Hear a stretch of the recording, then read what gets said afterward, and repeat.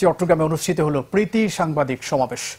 Bangladesh federal সাংবাদিক union BFUJ এ অনুষ্ঠানের আয়োজক। শনিবার রাতে প্রেস ক্লাবে বঙ্গবন্ধু হলে আয়োজিত অনুষ্ঠানে অতিথি ছিলেন পররাষ্ট্রমন্ত্রী ডক্টর হাসান মাহমুদ, ছিলেন অর্থ প্রতিমন্ত্রী ওয়াসিক আয়েশা খান, শ্রম কর্মসংস্থান প্রতিমন্ত্রী নজরুল ইসলাম চৌধুরী, সিটি মেয়র রেজাউল করিম চৌধুরী ও সাংবাদিক নেতারা।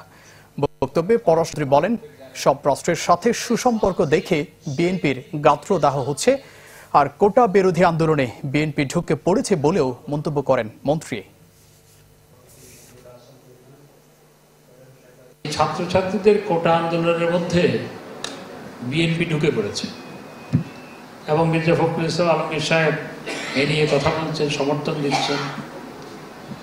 তো ছাত্রছাত্রীরা তাদেরকে ভুল বোঝানোর চেষ্টা করছেন। যেহেতু কোর্ট এটাকে বাতিল করেছে, সমাধানটাও কিন্তু কোর্টের মাধ্যমেই করতে হবে। সরকার এক্সিকিউটিভ অর্ডারে চাইলেও করতে পারবে না।